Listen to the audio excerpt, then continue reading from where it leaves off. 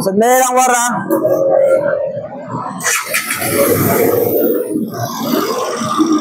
Kaya anong bumbayad o ba? Dandahan.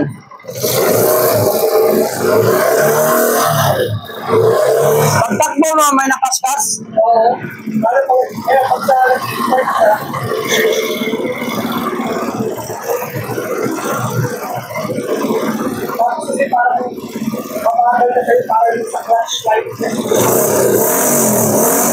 Okay, patayin mo. Yung clearance mo, sir, maluwag na talaga pag clearance mo. Maingay. Pero may narinig akong kaskas sa gilid. Baklasin natin yung magneto. Titingnan natin yung one-way clutch starter mo kung ano na ba yung mga spring. Maluwag na ba? Or mayroong kumayod na tornilyo, alin. Check natin. Tapos sa lining mo, anong nangyari? Parang mabagal na. Bagal na po siya. Kasi naman talaga. Yung kinicheck. Parang, siguro kung pag na o pwede pa kasi. Che, try.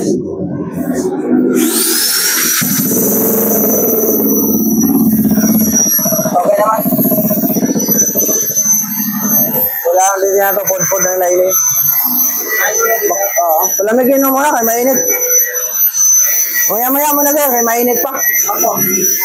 Tapos po. Ang targeting nyo yan, valve clearance. Huwag mo na mag-throttle body, valve clearance, oil pressure switch, oil filter, kung maayos yung daloy ng langis. Tapos lining, dito sa gilid. Yan lang muna targeting.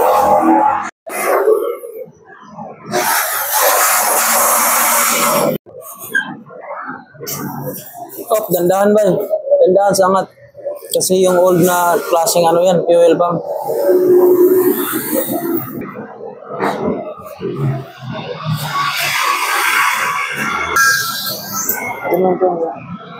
Ito lang. Yes.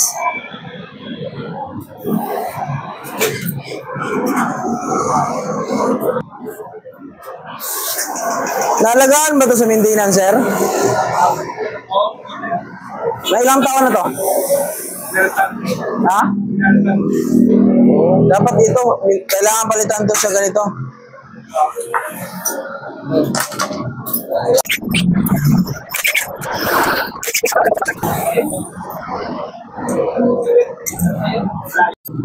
Hindi ako na mag-ilaw. Okay, balita. Diba?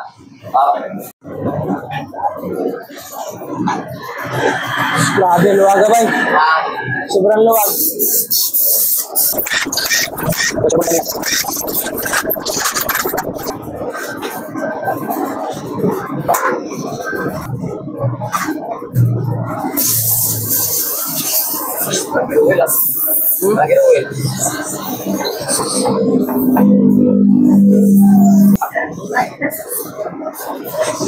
Tama ba ang timing? Ayun o, timing pa rin.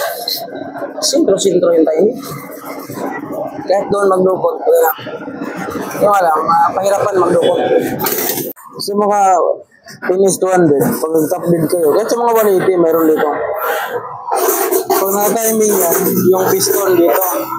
So, naka-relax position yung rocker arm. Kaya, doon kayo mag-adjust ng clearance. Kaya position, naka-relax siya. Hindi pwede tukod. Tapos yung tail, ka-timing. Tapos yung guhit, dalawa, kabilaan.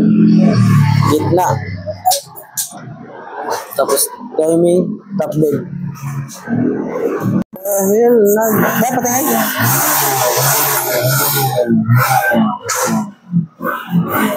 binugahan natin dito yung butas na to. Pag binugahan natin, kailan lalabas yung langis doon na. Pasok natin. Pare. Yun. Ayan. Kita nyo na, no? Pag sinarado ng oil pressure switch yan, papasok dito sa loob. May butas yan, napunta doon sa cams. Pero maganda naman supply, kaya basa naman. Nakalagay lang na indicator minsan. Sukatin mo ha. Pasukan mo ng 15 yung exhaust kung gaano nakaluwag. Kasi yan. Anong sukat yan? 25. Pumasok yung 25. Alam mo na, pagtiluwag ka. Ha? Smooth lang yung 25 is smooth. Tapos intake. Ano sukat yan? 5. Tanong sa log. Gamit ka gano ba eh? 8 Gs.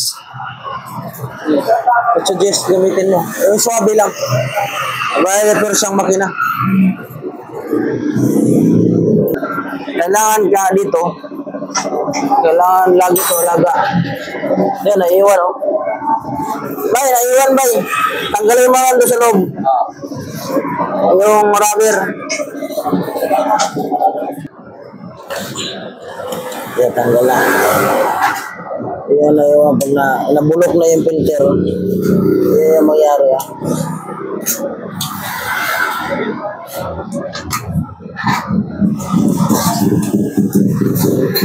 Gaano kasi papasok yan? Kaya papasok yan dito. Pag ito yung nabulok na, tutulak yan papunta dito. Pag nabara yan, wala na.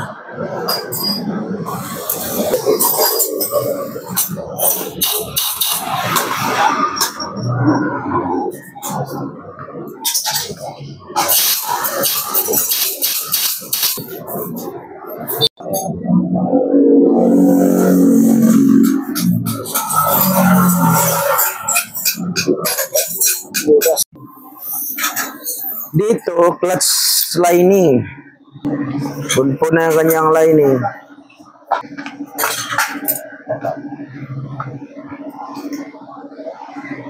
Clutch plate.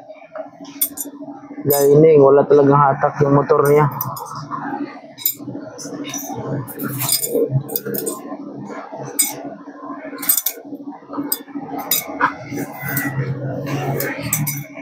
Well, filter mo na ba? Pabuga ko ba yan? Ha? Filter niya, yung daluyan. Ha? Daluyan butas sa buga ko. So, kailangan natin ng genuine na clutch lining ng RS.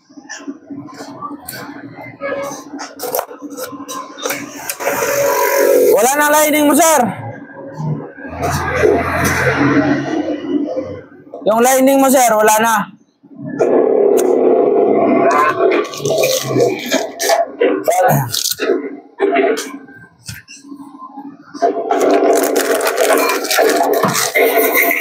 Wala na ang clutch lining mo. Wala na talaga, put-put na put-put. Oo. Original pa tong ano mo? Ha? Nabaklas na ba to? Hindi pa. Ano no? Nabaklas na to? Nakalas na yun, napalitan na yun dati. Apritan na. Nasaan yung Jadder spring? Yung dalawa? Yung manipis, ganito.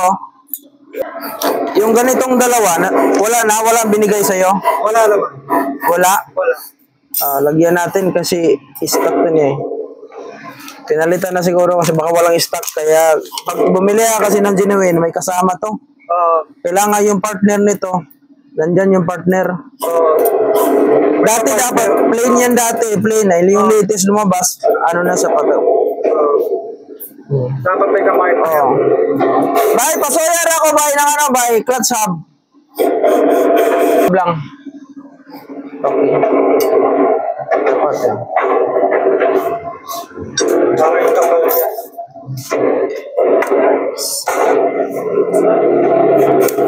Paglagay kasi nito,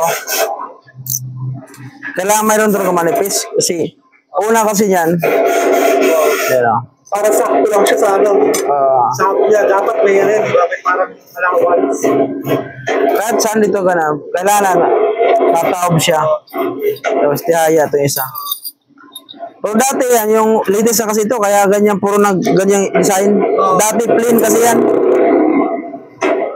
Para plaster yung lining isa.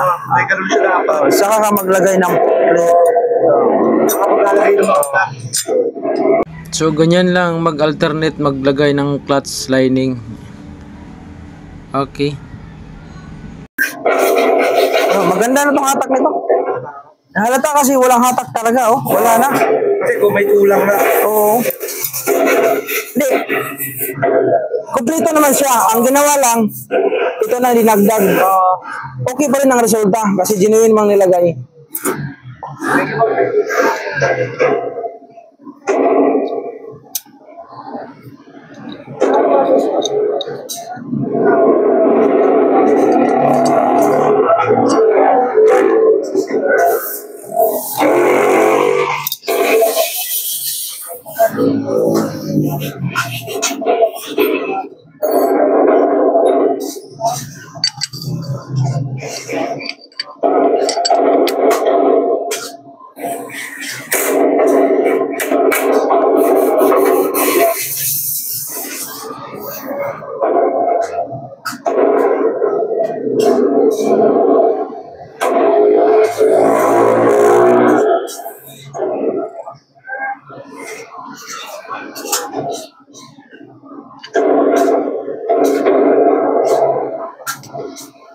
Pantay na, pantay. Yan yung tama.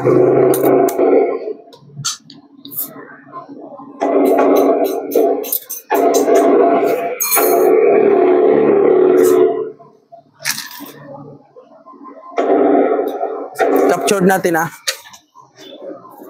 Captured natin. Ayan ah. Ito, tsaka ito. Pag ikot mo naman sa kabila, yan ah. Ito, tsaka ito.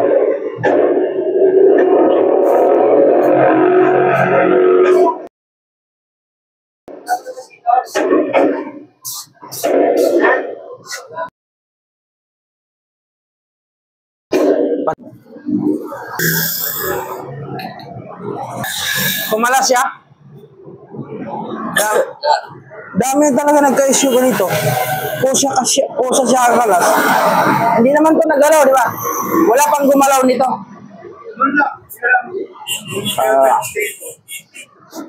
Ang gumuag. Nasira. Saan ito makahanap nito? Yes. Niya. Tulad nung sa 160 ba, lagyan nila ng washer. Tingnan mo pala yung 160 ko doon. So, tingnan mo yung 160 ko. Mayroon akong ganitong alin. Nagali ko na lang, ay, wala alin. 4 yan ah. Tres. Ano, pinapakasunod na yan ah. Baklasin mo lang, tapos iwan mo lang yung ano. Sabi na lang. Ano tubig mo? Responded. Yan. Ito para makita niyo. Lumuwag yan. Kinukuskus kaya napunpun. Mayroon tayong part sa auto na NS160. Yan. Sukat yan. Diba? Mas maiksi ang 160. So hindi siya tatama. Higpitan mo na ba yun?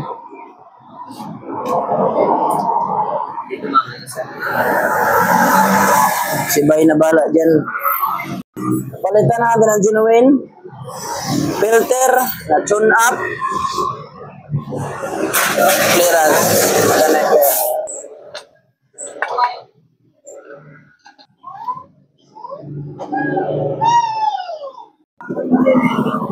Takpan mo daw. Ayos. Nawala na yung sabit.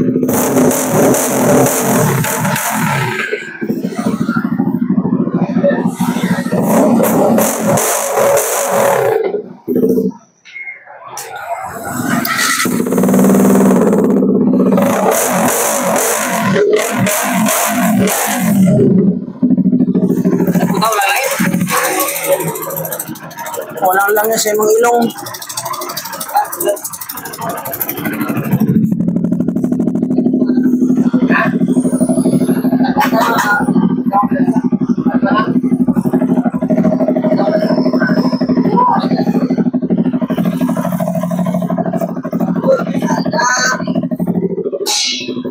Okay.